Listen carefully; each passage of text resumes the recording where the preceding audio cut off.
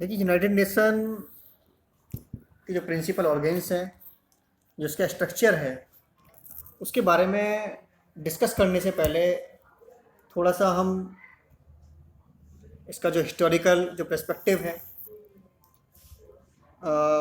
जिसकी इम्पोर्टेंस है, उसके बारे में थोड़ा सा डिस्कस कर लेते हैं, थोड़ा सा इंटरेस्ट आ जाएगा। ठीक है। तो देखिए, यूनाइटेड नेशन ऑर्गेनाइजेशन ये है क्या? ये एक ऑर्गेनाइजेशन है, एक संगठन, एक समूह। किसका समूह? नेशंस का, स्टेट्स का, या कहें कंट्रीज का। ठीक है, तो ये एक समूह है यूनाइटेड नेशन। क्यों इसको बनाया गया? आप खुद सोचिए, किसी भी ऑर्गेनाइजेशन को क्यों बनाया जाता है? क्यों यूनिट्स मिलकर समूह का निर्माण करती हैं? तो उसका सीधा सा उत्तर है, कॉपरेशन के लिए। ठीक है, जैसे व्यक्तियों की अगर हम बात करें, ठीक है, तो व्यक्ति भी आपस में मिलकर समूह बनाते हैं। क्यों बनाते हैं? कॉपरेशन के लिए। इसी तरीके से कंट्रियां भी आपस में मिलकर संगठित होती हैं और एक संगठन का निर्माण करती हैं। क्यों करती हैं? कॉपरेशन के लिए। कॉपरेशन क्योंकि ज़रूरी है। अगर कॉपरेशन नहीं होगा तो फिर क्या होगा? यूनिट्स के बीच में या कहें कंट्रीज़ के बीच में कॉन्फ्लिक्ट्स होंगे।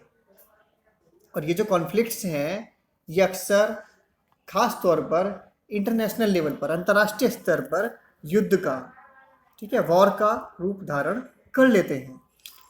तो कॉपरेशन के लिए, कॉन्फ्लिक्ट्स को अवॉइड करने के लिए कंट्रियां एकजुट होती हैं। ठीक है, और एक इंटरनेशनल ऑर्गेनाइजेशन बनाया जाता है।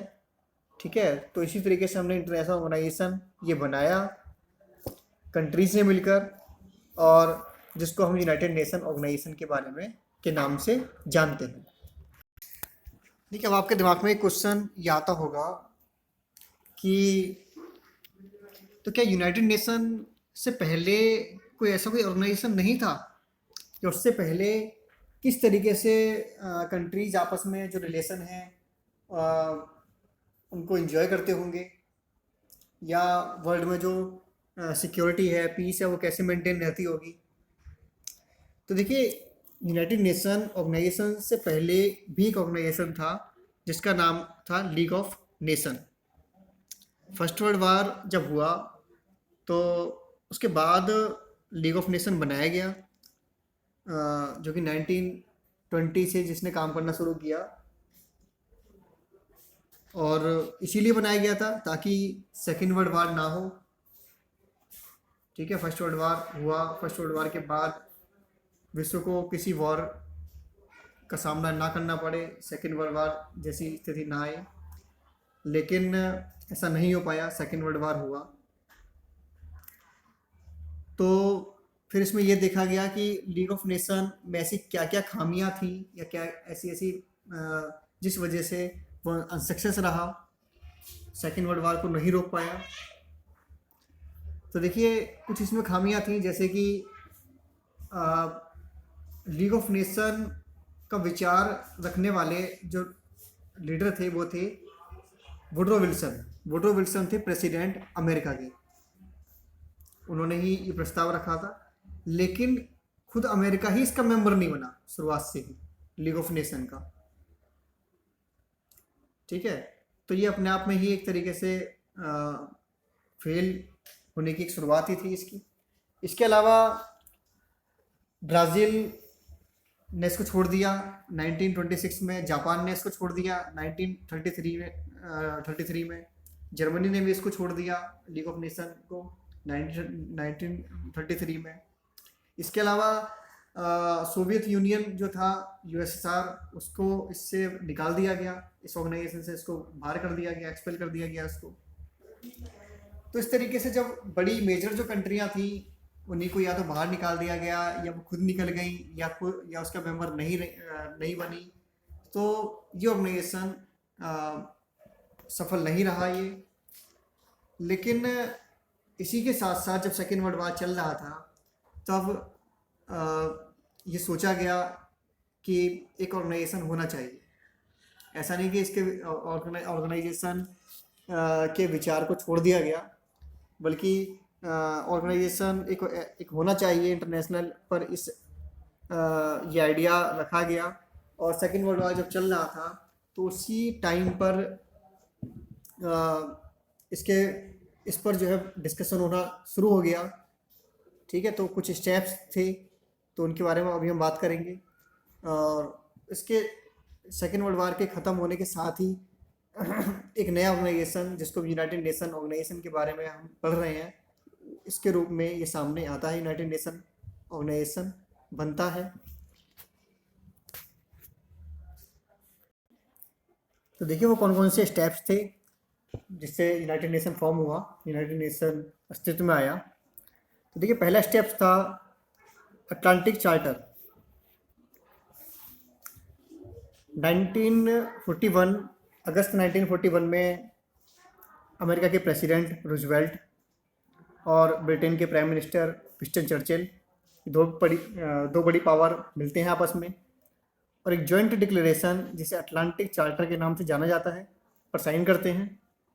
इसमें ये कहा जाता है कि वे युद्ध के बाद एक्सिस पावर्स को हराने के बाद वर्ल्ड ऑर्गेनाइजेशन एक इस्टेब्लिश करेंगे जिसका कार्य विश्व में शांति व्यवस्था बनाए रखना होगा।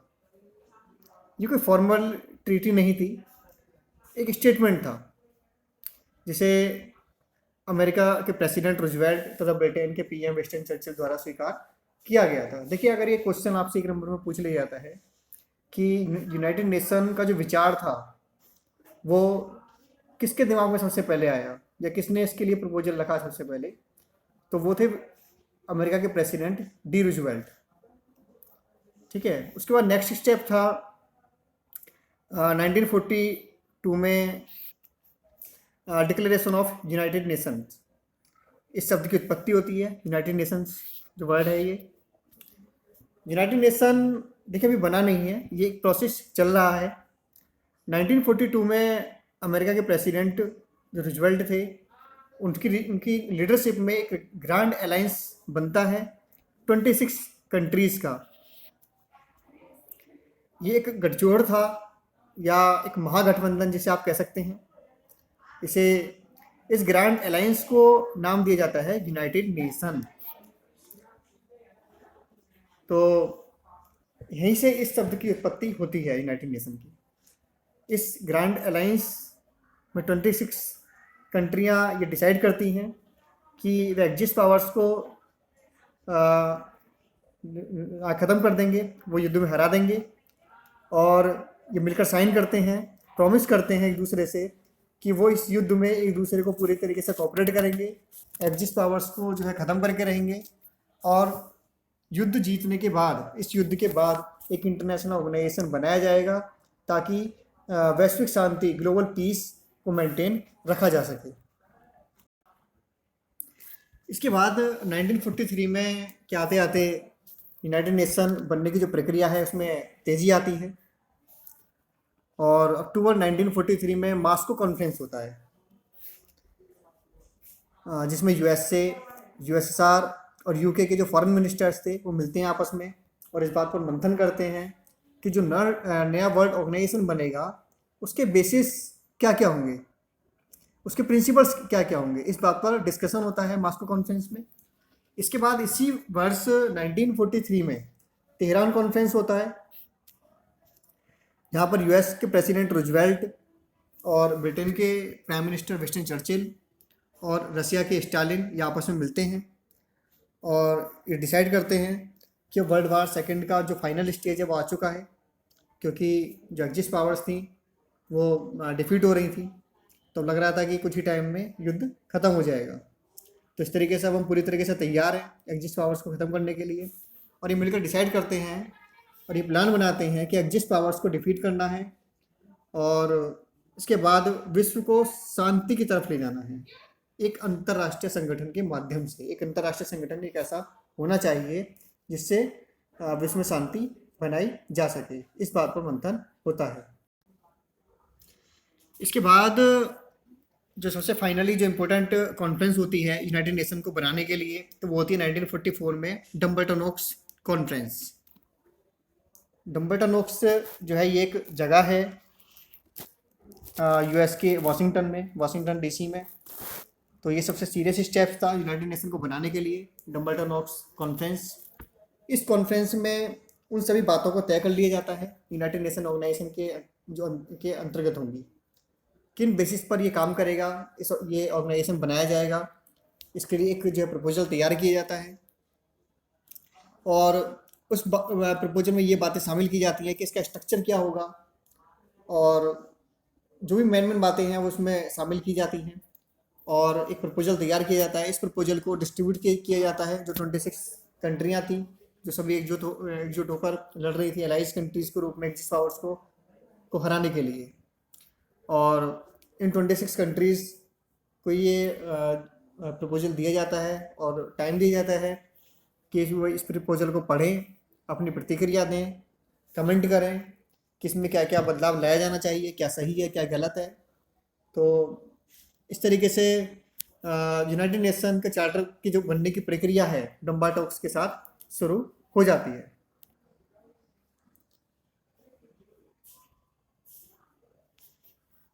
इसके बाद नेक्स्ट कॉन्फ्रेंस होती है फरवरी 1940 में, याल्टा कॉन्फ्रेंस के नाम से इसको जाना जाता है। इसमें 3 मेजर पावर्स जो थी वो मिलती हैं, यूएस, यूके और रसिया। देखिए इसका स्ट्रक्चर क्या होगा, इसके फंक्शंस, इसके प्रिंसिपल्स सभी पर डम्बल्टन ऑक्स जो कॉन्फ्रेंस हुई थी उसमें ये बातें तय कर ली गई थी। लेकिन एक बात जिस पर सहमति नहीं बन पाई थी तो वो थी वोटिंग प्रोसीजर, कि सिक्योरिटी काउंसिल का जो वोटिंग प्रोसीजर होगा वो कैसा होगा, उस पर सहमति नहीं बन पाई थी। तो इस पर सहमति बनाने के लिए ये तीनों पावर्स आपस में मिलती हैं, याल्टा कॉन्फ्रेंस इसके लिए होता है। और फाइनली वोटिंग प्रोसीजर पर भी सहमति बन जाती है और इसके बाद यूनाइटेड नेशन का जो चार्टर है वो पूरी तरीके से बनकर तैयार हो जाता है। इसके बाद फाइनली 1945 में सैन फ्रांसिस्को में एक कॉन्फ्रेंस होती है। इसमें 50 कंट्रीज शामिल होती हैं और यूनाइटेड नेशन के जो चार्टर था इस पर वोटिंग होती है और इस तरीके से यूनाइटेड नेशन फाइनली बनकर तैयार हो जाता है। और 26 जून 1945 में इसके चार्टर पर साइन करते हैं ये 50 देश, और 51वें देश के रूप में पोलैंड साइन करता है बाद में। अभी इसमें इस दिन शामिल नहीं हुआ था, वो प्रेजेंट नहीं था, बाद में वो साइन करता है और 51वें देश के रूप में वो सदस्य बनता है इसका। और इसके बाद फाइनली 24 अक्टूबर 1945 को यूनाइटेड नेशन अपना काम करना शुरू कर देता है। अगर कभी ये क्वेश्चन आए कि कब इसका एस्टेब्लिशमेंट हुआ था, तो 24 अक्टूबर 1945 इस दिन को यूएन डे के रूप में भी हम मनाते हैं। भारत जो उसका ऑफिशियली जो मेंबर है, हालांकि 50 कंट्रीज़ के साथ में भारत शामिल हुआ था, लेकिन भारत जो है ऑफिशियली इसका मेंबर जो है वो 30 अक्टूबर को इसका मेंबर बना था, 30 अक्टूबर 1945 को। इसके अलावा जो मेन जो ऑब्जेक्टिव्स हैं इसके वो देख लेते हैं ज़रा, क्योंकि किसी भी ऑर्गेनाइजेशन को बनाने के कुछ ऑब्जेक्टिव्स होते हैं। इतना बड़ा ऑर्गेनाइजेशन है, क्यों इसको बनाया गया। तो देखिए फर्स्ट जो इसका काम जो दिया गया है, save the succeeding generation from the source of war. ठीक है, आगे आने वाली जो पीढ़ियां हैं उनको वॉर से बचाना। सेकेंड वर्ल्ड वार हुआ, अब इसको इसीलिए बनाया गया ताकि थर्ड वर्ल्ड वार ना हो, किसी और वार का सामना विश्व को ना करना पड़े। इसके अलावा फंडामेंटल ह्यूमन राइट्स की बात करते हैं, जिसमें सभी एवरी ह्यूमन की जो डिग्निटी है, उनको इक्वल राइट्स, चाहे man, women, Nations, large, small, सभी के लिए सभी के जो है फंडामेंटल ह्यूमन राइट्स को मेंटेन करना।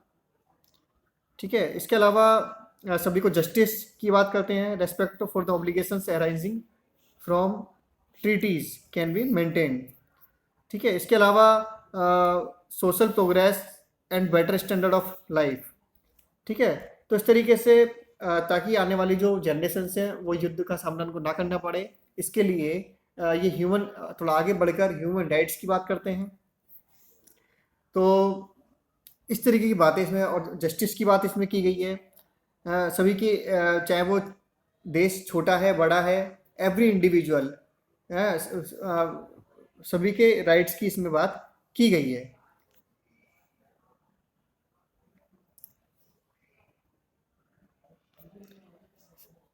देखिए, इसके अलावा जो इसकी कुछ मेन बातें हैं वो देख लेते हैं थोड़ा।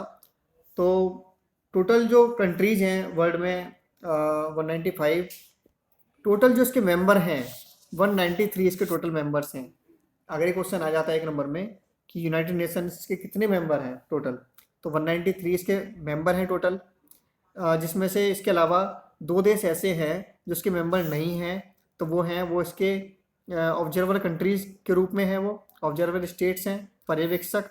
पहला है होली सी और दूसरा है फिलिस्तीन या पैलेस्टाइन। ठीक है, तो लास्ट जो मेंबर इसका बना था वो कौन बना था? 2011 में बना था, साउथ सूडान। ठीक है, और इसके अलावा जो इसकी जनरल असेंबली है, उसमें सभी के पास एक एक वोट होता है, सभी के पास, हर कंट्री के पास। ये हम आगे डिस्कस करेंगे।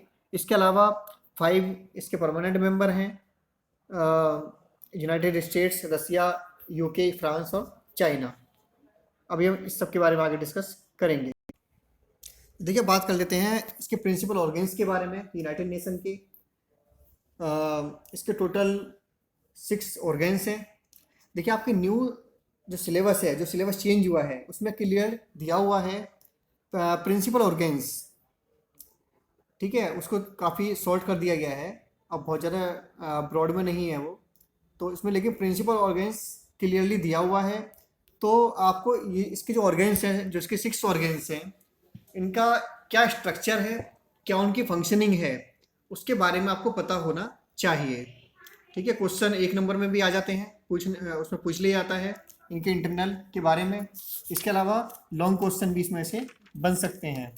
तो जो सिलेबस आपका जो चेंज हुआ है, उसके अकॉर्डिंगली आपको इसके बारे में जानकारी होनी चाहिए। तो देखिए, फर्स्ट जो इसका ऑर्गेन्स है वो है जनरल असेंबली। ठीक है, इसको हिंदी में महासभा इसको बोला जाता है। अभी हम इसके बारे में एक एक ऑर्गेन्स के बारे में डिस्कस करेंगे आगे। इसके अलावा नेक्स्ट है सिक्योरिटी काउंसिल, सुरक्षा परिषद, ये काफ़ी इम्पोर्टेंट है। और इसके अलावा तीसरा जो है वो है सेक्रेटरीट, सचिवालय इसको बोला जाता है। जो ऑफिशियल वर्क, जो एडमिनिस्ट्रेटिव वर्क है, वो ये करता है। इसके अलावा 4 है international court of justice, ICJ, अंतर्राष्ट्रीय न्यायालय। ठीक है, और इसके अलावा 5वां जो है वो है इकोनॉमिक एंड सोशल काउंसिल, आर्थिक एवं सामाजिक परिषद। इसके अलावा जो छठा जो ऑर्गेन्स है वो है ट्रस्टीशिप काउंसिल, इसको बोला जाता है हिंदी में न्यास परिषद।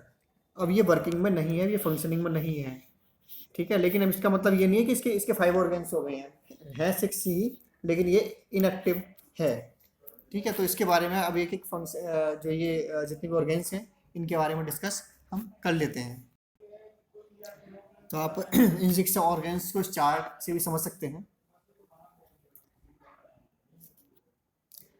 तो देखिए, फर्स्ट जो इसका ऑर्गेन्स है, पहला जो इसका अंग है वो है जनरल असेंबली।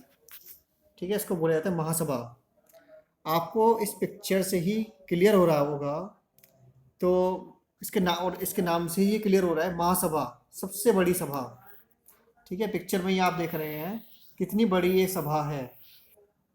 ठीक है, तो आज की डेट में इसके 193 इसके जो UN के जो मेंबर हैं, वो सभी जनरल असेंबली के भी मेंबर होते हैं।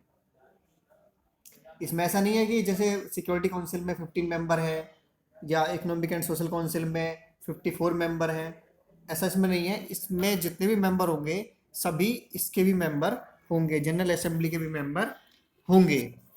इसकी साल में एक बार बैठक होती है, सितंबर से करीब करीब दिसंबर तक वो चलती है। कब तक चलेगी दिसंबर ऐसा कोई फाइनल नहीं है, पहले भी मीटिंग खत्म हो गई है कई बार, लेकिन होती सितंबर से, जो स्टार्टिंग है वो सितंबर से होती है। इसके अलावा हर देश अपना एक मेंबर इसमें भेज सकता है इस मीटिंग में, और कम से कम एक मेंबर तो भेजेगा ही, ठीक है। 5 मेंबर ज़्यादा से ज़्यादा कोई देश भेज सकता है। तो इसमें सभी देश अपनी तरफ से मेंबर्स भेजते हैं।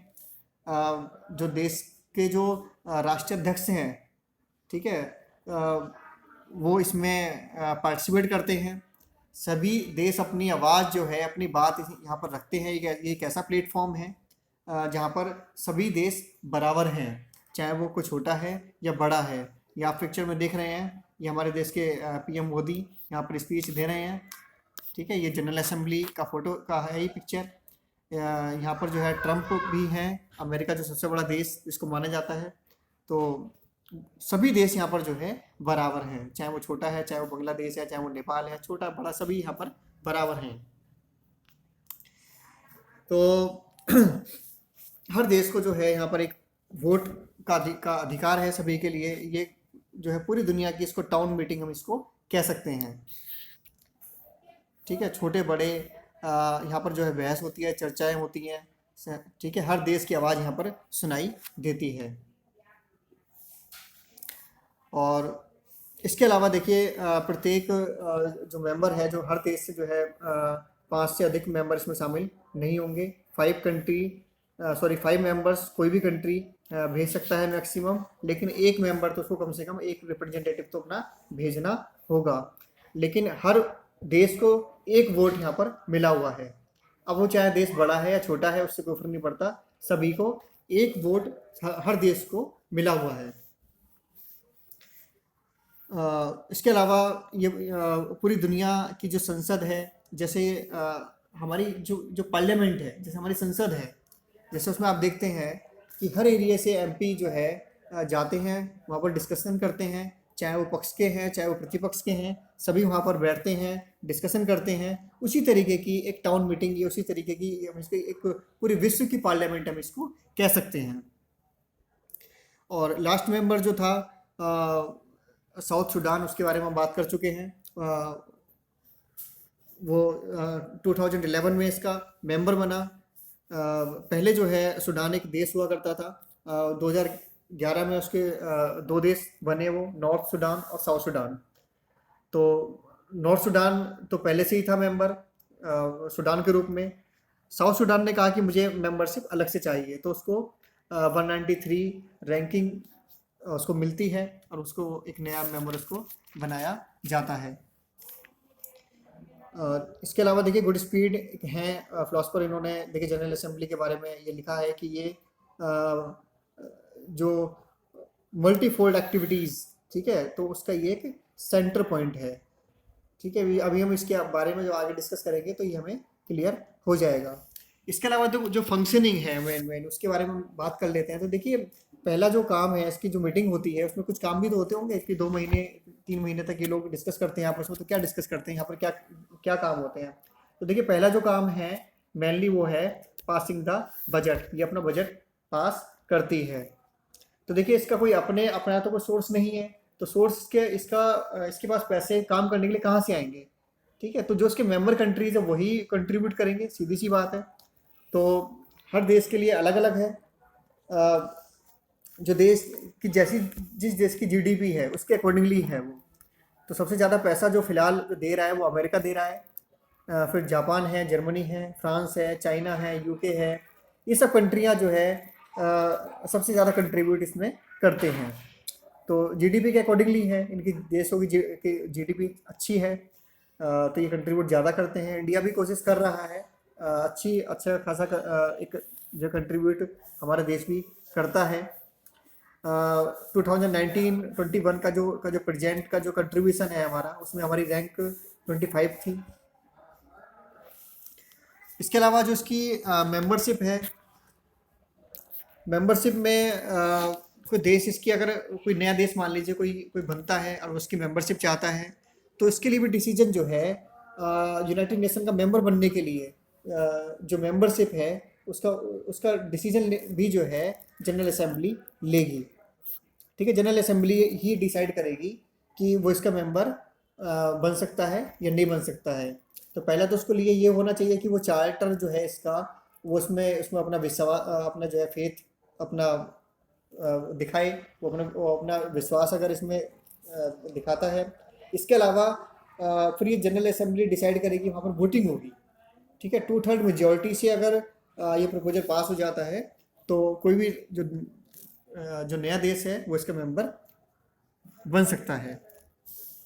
इसके अलावा जो सिक्योरिटी काउंसिल के जो नॉन परमानेंट जो मेंबर हैं, जो 10 जो अलग से जो मेंबर हैं जो नॉन परमानेंट हैं, तो उनका इलेक्शन भी जनरल असेंबली ही करती है। इसके अलावा जो जनरल सेक्रेटरी है, महासचिव है सेक्रेटरीट के, उनका भी चुनाव जो है यही करती है जनरल असेंबली, लेकिन उसके लिए सिफारिश की जाती है सिक्योरिटी काउंसिल के द्वारा, और उसी का ही प्रपोजल उन्हीं के जिनके नाम की सिफारिश सिक्योरिटी काउंसिल से आती है, उसी का प्रपोजल आगे बढ़ाया जाता है। और इसके अलावा जो इंटरनेशनल कोर्ट ऑफ जस्टिस के जो जजेस हैं, जो 15 जो जज हैं, उनका भी चुनाव यही करती है, जनरल असेंबली ही उनका चुनाव भी करती है। तो इस तरीके से सारे सिस्टम पर नज़र रखने वाली, ठीक है, ये एक संस्था है। ये आदेश देने का काम नहीं करती, आदेश देने का काम है सिक्योरिटी काउंसिल का, इसका काम है नज़र रखने का, ठीक है। तो ये पूरे विश्व की संसद की तरीके से ये काम करती है। हर देश से एक प्रतिनिधि इसमें शामिल होता है, ज़्यादा से ज़्यादा 5 इसमें शामिल हो सकते हैं हर देश से, और लेकिन वोट सभी का बराबर होगा। तो देखिए नेक्स्ट जो इसका ऑर्गेन्स है, सबसे इम्पोर्टेंट ऑर्गेन्स, वो है सिक्योरिटी काउंसिल, सुरक्षा परिषद। यूनाइटेड नेशन को क्यों बनाया गया था? इंटरनेशनल पीस और सिक्योरिटी के लिए, ताकि थर्ड वर्ल्ड वार ना हो, वार जैसी स्थितियां उत्पन्न ना हो, विश्व में शांति बनी रहे। तो इसके लिए एक खास ऑर्गेन्स इसके लिए बनाया गया, इसके लिए बनाया गया सिक्योरिटी काउंसिल के रूप में। तो इसकी सबसे जो प्रिलिमिनरी जो रिस्पॉन्सिबिलिटी है वो पीस और सिक्योरिटी को मेंटेन करना है। इसमें ये इसको जो मेंबर्स हैं, 15 मेंबर्स हैं टोटल, ये सभी इसमें पार्टिसिपेट करते हैं।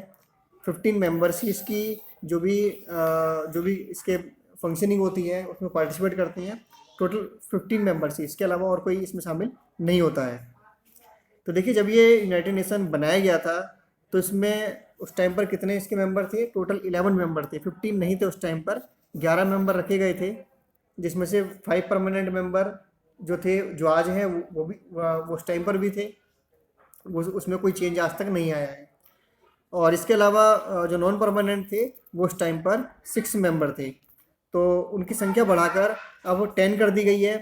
5 परमानेंट मेंबर तो हैं ही, इसके अलावा 6 से बढ़ाकर वो 10 कर दी गई हैं। तो टोटल मेंबर जो है 1966 से अब 15 हो गए हैं।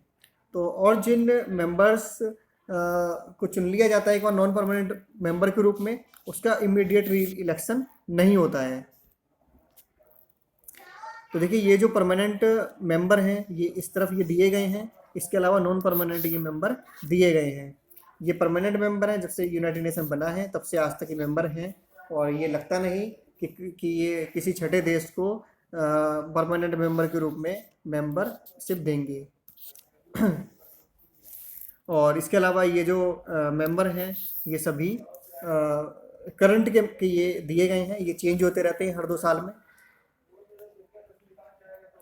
और इसके अलावा देखिए जब नॉन परमानेंट मेंबर्स का कोई इलेक्शन करती है जनरल असेंबली, तो ये ध्यान में रखती है कि जोग्राफिकली कंसिडरेशन जो है वो हर क्षेत्र का हो जाए, ठीक है। तो उसके लिए ये दिया गया है, यहाँ से आप समझ सकते हैं इसको। ये नॉन परमानेंट मेंबर के लिए 3 जो है वो अफ्रीका से होने चाहिए, 2 कंट्री एशिया से होनी चाहिए, 2 कंट्रियाँ लैटिन अमेरिका से होनी चाहिए, 2 कंट्रियाँ वेस्टर्न यूरोप और अदर, इसके अलावा 1 कंट्री ईस्टर्न यूरोप। इस तरीके से पार्टिसिपेशन होना चाहिए। ऐसा नहीं कि ये जो 10 कंट्रियाँ, इनमें से 10 की 10 अफ्रीका से हो जाएं या एशिया से हो जाएं, तो इस तरीके से ऐसा नहीं होना चाहिए, वो इम्बैलेंस होगा।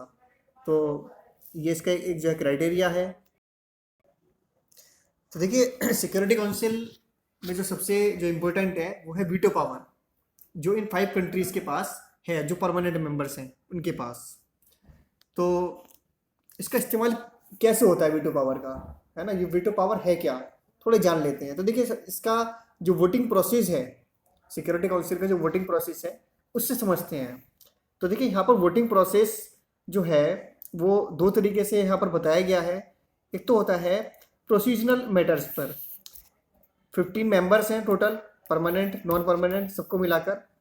उसमें से अगर 15 में से अगर 9 कोई भी मेंबर, परमानेंट या नॉन परमानेंट, कोई भी 9 मेंबर अगर पक्ष में फैसला कर देते हैं, ठीक है, अगर वो एफर्मेटिव वोट देते हैं तो कोई भी 9 मेंबर, तो वो प्रस्ताव पास मान लिया जाएगा। यहाँ पर देखिए यहाँ पर जो है वीटो का यूज नहीं हुआ है अभी, प्रोसीजनल मैटर में वोटिंग वीटो का कोई मतलब नहीं है। लेकिन जो सेकंड जो मेथड है तो वो कौन सा है, सबस्टेंशियल मैटर, है ना, सबस्टेंशियल मैटर्स में। इसमें क्या होगा, इसमें जो 5 जो परमानेंट मेंबर हैं, जो परमानेंट मेंबर हैं उनके पांचों की सहमति होनी चाहिए। इन पांचों परमानेंट मेंबर्स की सहमति इसमें होनी चाहिए, ठीक है। अगर इसमें से एक भी अगर मना कर दे, इन पांचों में से अगर एक भी मना कर दे, उसके अगेंस्ट में अगर क्या कहते हैं वोट करे, तो उसको कहते हैं वीटो पावर, उसको मना करने की शक्ति। तो ये किसके पास है, इन पांचों कंट्रीज के पास है जो परमानेंट हैं, अमेरिका, ब्रिटेन, चाइना, रसिया और फ्रांस, इन्हीं के पास है। तो देखिए ये एक खास तरीके की पावर है वीटो पावर, ठीक है। निषेध अधिकार, या इसको एक वर्ड में कह सकते हैं निषेधाधिकार।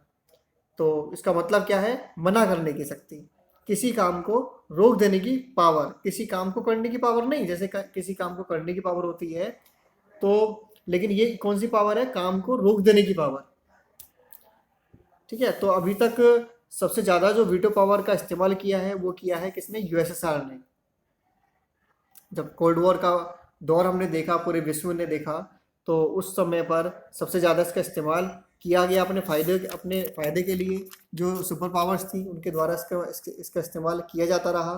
तो यहाँ पर आप देख सकते हैं चार्ट ये दिखाया, ये जो दिया गया है, जिसमें यूएसएसआर ने 107 बार, और यूएसए ने 79, और यूके ने 29, फ्रांस ने 16, चाइना ने 11, ठीक है। इतनी बार जो है ये वीटो का जो पावर है उसका इस्तेमाल किया है।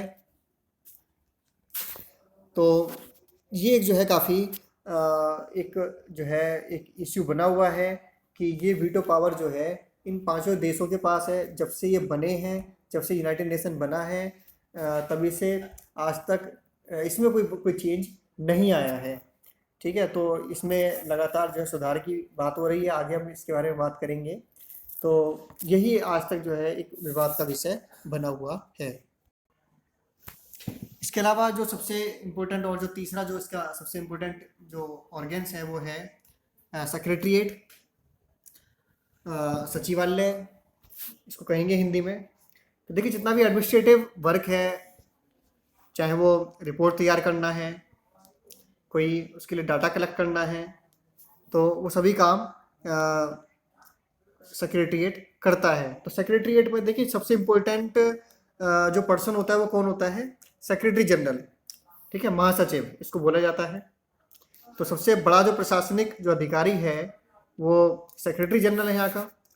और इसके अलावा ये अकेला तो काम नहीं कर सकता इतना बड़ा, तो इसके लिए हेल्प के लिए काफ़ी जो है यहाँ पर deputy secretaries generals, experts, administrative एक काफ़ी बड़ा जो क्लर्क्स, तो एक काफ़ी जो है स्टाफ यहाँ पर काम करता है। तो देखिए इसका जो मेन जो काम है वो यही है कि जो इसके अदर जो ऑर्गेन्स हैं, जो इसके अंग हैं यूनाइटेड नेशन के, इसके अलावा जो इसके अदर जो एजेंसीज़ हैं, चाहे वो WHO है, ILO है, यूनेस्को है, यूनिसेफ है, बहुत सारे इसके ऐसी एजेंसीज़ हैं। तो मान लीजिए जैसे WHO है, उसको कोई अपनी एक रिपोर्ट तैयार करनी है हेल्थ के ऊपर, ठीक है। तो हेल्थ के ऊपर रिपोर्ट तैयार करने के लिए उसको डाटा चाहिए, आंकड़े चाहिए, तो वो कौन देगा, वो कहाँ से आएंगे। तो यूएनओ का जो सचिवालय है, ये सेक्रेटरीट है, वो आंकड़े उपलब्ध करवाएगा। इसके अलावा कोई भी जो एजेंसी है, चाहे वो राइटिंग से जुड़ा हुआ कोई भी चीज़ उनको चाहिए, डाटा से जुड़ी हुई कोई भी चीज़ चाहिए, तो वो सब अवेलेबल कराने का काम सेक्रेटरीट का ही है। इसके अलावा इंटरनेशनल लेवल पर चाहे कोई कॉन्फ्रेंस करानी हो, मीटिंग अरेंज करानी हो, बजट प्रिपरेशन कराना है, तो इस सब में जो है इसका सबसे बड़ा योगदान रहता है। तो इस तरीके से ये सभी जो है जितने भी ऑर्गेन्स हैं या एजेंसीज हैं, इनको सभी को हेल्प ये करता है। तो इसका हेड कौन होता है, अभी हमने जैसे कि बात की, उसका सेक्रेटरी जनरल होता है। वर्तमान में कौन है, ये देखिए, इसका हेडक्वार्टर है यहाँ पर। एक बहुत बड़े स्केल पर जो है स्टाफ जो है यहाँ पर होता है, और वो जो यूनाइटेड नेशंस के जितने भी जो ऑर्गेन्स हैं, जो या इसकी एजेंसीज हैं, इनकी सपोर्टिंग के लिए यहाँ पूरा स्टाफ ये काम करता है। ठीक है, तो प्रेजेंट में जो इसके जो सेक्रेटरी जनरल हैं वो कौन है, एंटोनियो गुटरेस। ठीक है, ये कहाँ से है, पुर्तगाल से हैं ये, और 2017 से ये महासचिव हैं, सेक्रेटरी जनरल हैं। और इनका कार्यकाल कितना होता है, 5 वर्ष का होता है। और इनका इलेक्शन कौन करती है, जनरल असेंबली, महासभा इनका चुनाव करती है। लेकिन महासभा खुद से नहीं करती है, सिक्योरिटी काउंसिल जिसके भी नाम की सिफारिश करती है, उसी के नाम को जनरल असेंबली आगे बढ़ाती है। और तो इस तरीके से 193 की इम्पोर्टेंस नहीं है। ठीक है, तो 5 देशों की इम्पोर्टेंस सेक्रेटरी जनरल को बनाने में बन जाती है, क्योंकि सिफारिश तो वही से ही आएगी जिनका नाम सिफारिश देगी। सिक्योरिटी काउंसिल जिनके नाम की सिफारिश करेगी, उसी को ही जनरल असेंबली सेक्रेटरी जनरल बना सकती है।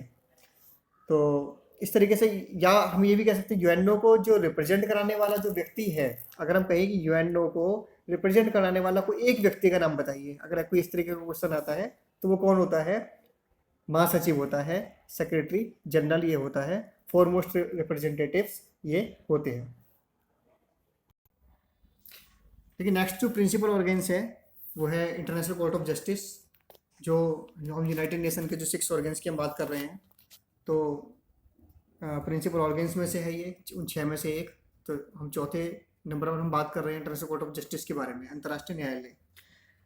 तो इसमें किस तरीके के मामले जाते हैं, तो देखिए, 2 देशों के बीच से जुड़े हुए जो मामले हैं वो इस कोर्ट में जाते हैं। वॉर क्राइम से जुड़े हुए मामले हैं वो इस कोर्ट में जाते हैं। वॉर क्राइम से जुड़े हुए मामले या 2 देशों के बीच के जो डिस्प्यूट हैं, वो कोई देश नहीं बल्कि ये जो वर्ल्ड कोर्ट है, इंटरनेशनल कोर्ट है, यहाँ पर सुनवाई उनकी होगी। इसके अलावा अंतर्राष्ट्रीय स्तर के वॉर क्राइम है, बड़े स्तर के लड़ाई झगड़े, इंटरफेरेंस के मामले हैं, वो सभी आईसीजे में जाते हैं। इंटरनेशनल लेवल पर 15 जजेस इसमें होते हैं। इंटरनेशनल लेवल के जजेस इसमें होते हैं 15 जज। वो संख्या बाद में जो है बढ़ा दी गई है। तो कम से कम जो कोरम होना चाहिए किसी भी मामले की सुनवाई के लिए, इन 15 में से 9 जज की बेंच होनी चाहिए। 9 जज उस सुनवाई में शामिल होने चाहिए कम से कम, तभी वो सुनवाई या तभी कोई कार्रवाई हो सकती है। इन जजेस का जो टेन्योर है, जो पीरियड है, वो कितना है, 9 साल का होता है। और एक बार जो जज बन गया वो फिर से इलेक्ट हो सकते हैं।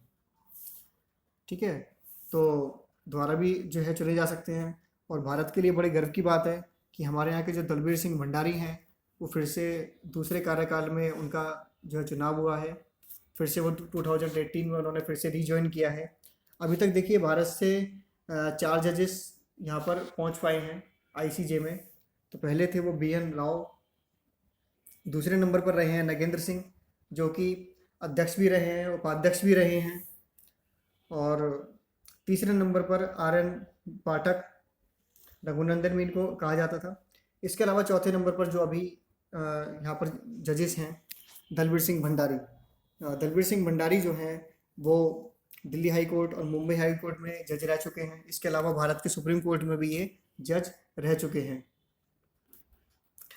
और इसके अलावा देखिए, जो इसमें जजेस जो चुने जाते हैं, तो उनको ये देखा जाता है कि वो एक अच्छी पर्सनैलिटी का हाई पर्सनैलिटी होनी चाहिए, एक अच्छा उनका मॉरल कैरेक्टर इनका होना चाहिए, एक अच्छी क्वालिफाइड होने चाहिए।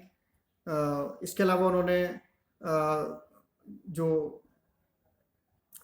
हाई कोर्ट से में या फिर जो लोअर जो पोस्ट हैं, जो कानून से संबंधित जो पोस्ट हैं, अगर उन्होंने इस पर अच्छे से काम किया है अपने देश में, उन्होंने अपने जो सुप्रीम कोर्ट है उनमें काम किया है, तो इस तरीके के लोगों का चुनाव यहाँ पर, इस तरीके के जजेस का चुनाव यहाँ पर होता है। और इसके अलावा एक टाइम में एक देश से एक ही जज यहाँ पर मेंबर हो सकते हैं।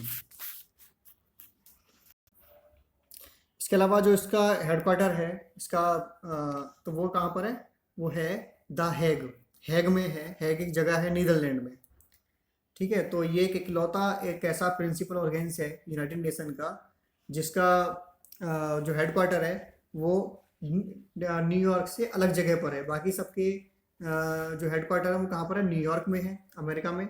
बाकी ये यही एक इकलौता एकमात्र ऐसा ऑर्गेन्स है, प्रिंसिपल ऑर्गेन्स है जो कि न्यूयॉर्क में नहीं है। इसकी बिल्डिंग किसी दूसरे देश में है। तो इसकी कहाँ पर है, द हेग, नीदरलैंड। ठीक है। नेक्स्ट है इकोनॉमिक एंड सोशल काउंसिल। इसको शॉर्ट में इकोसॉक भी लिखा जाता है, ECOSOC ऐसा भी लिखा जाता है इसको। हिंदी में बोलेंगे आर्थिक एवं सामाजिक परिषद। तो देखिए स्टार्टिंग में इसके जो मेंबर थे वो थे 18 मेंबर थे इसके। 1966 में इसमें कुछ चेंज किया गया, तो उसमें इनके मेंबर्स की जो संख्या थी वो बढ़ाकर 27 कर दी गई। उसके बाद में 73 में 54 कर दी गई, अभी भी 54 ही है। तो इसके जो मेंबर हैं वो कितने साल के लिए, 3 साल के लिए चुने जाते हैं। कौन इनका चुनाव करता है, जनरल असेंबली, ठीक है। और इसके अलावा इनके इसका जो है इकोनॉमिक एंड सोशल काउंसिल का इसका एक अपना अध्यक्ष भी होता है, एक उपाध्यक्ष भी होता है। और अध्यक्ष का जो कार्यकाल है वो कितना होता है, 1 साल का होता है। तो देखिए जनरल असेंबली जो है वो कोऑर्डिनेट करती है किस किस को, बाकी के जो 5 ऑर्गेन्स हैं इन सबको आपस में, इन सबको जो है कोऑर्डिनेट करने का काम कौन करती है, जनरल असेंबली करती है। इनके जो मेंबर्स हैं उनको इलेक्ट करना, इनकी फंक्शनिंग जो है उनको देखना, तो ये सारे काम जनरल असेंबली करती है, ठीक है। इसी तरीके से इकोनॉमिक एंड सोशल काउंसिल का काम क्या है, इसके अलावा जो एजेंसी हैं, ठीक है, जैसे कि अभी हम आगे स्टडी करेंगे, ILO है, कमीशन ऑन ह्यूमन राइट्स है, यूनिसेफ है, यूनिफेम है, WHO है, यूनेस्को है, और बहुत सारी एजेंसीज हैं। उन सबका का जो कामकाज है उन सबको कोऑर्डिनेट करने का काम जो है वो इसके दायरे में आता है। तो देखिए इसके पावर्स और फंक्शन कौन कौन से हैं वो देख लेते हैं। तो देखिए ये जो काम करती है वो करती है इकोनॉमिक के लिए, सोशल के लिए, जैसे कि इसके नाम से ही हम देख सकते हैं, और कल्चरल के लिए, एजुकेशनल के लिए, हेल्थ से रिलेटेड। तो इस तरीके के जो मामले हैं उन सब के लिए ये काम करती है। इसके लिए हर इश्यूज़ पर एक एजेंसी इसने बनाई हुई है, जैसे हेल्थ के लिए WHO है, कल्चरल के लिए, एजुकेशनल के लिए यूनिसेफ है।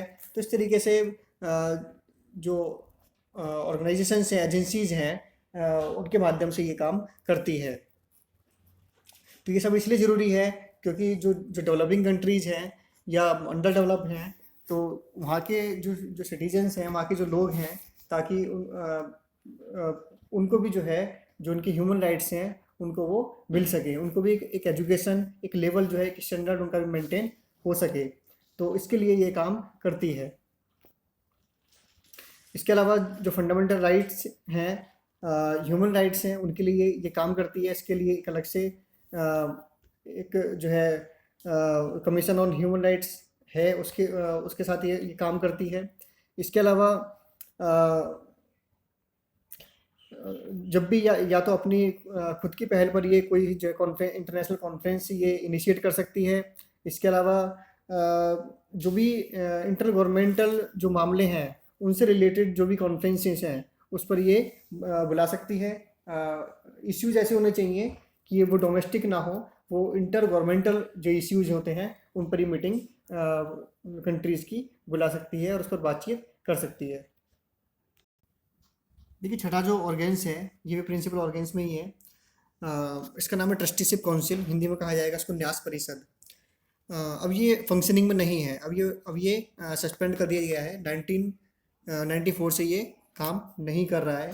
देखिए इसको बनाया किस लिए गया था ये आपको थोड़ा बताते हैं। सेकेंड वर्ल्ड वार के बाद जब सेकेंड वर्ल्ड वार ख़त्म हुआ तो उस टाइम पर बहुत सारे देश ऐसे थे, ऐसी कंडीशन में थे जो कि अवेयर नहीं थे, या हम कह सकते हैं कि वो अपना खुद का संविधान नहीं बना सकते थे। वो खुद को किस तरीके से उनके देश की व्यवस्था चलनी है, किस तरीके से क्या करना है, वो उस स्थिति में नहीं थे, है ना। जैसे कि हम ने तो जो है अपने देश में जो है ब्रिटिशर्स के खिलाफ हमने फाइटिंग की, लड़ाई लड़ी और एक अपना खुद का संविधान बनाया। उसके बाद व्यवस्थाएं बहुत क्या कहते हैं एफिशिएंटली हमने जो है आगे बढ़ाई, हमने आगे जो है काफ़ी हमने एक्टिव रहे।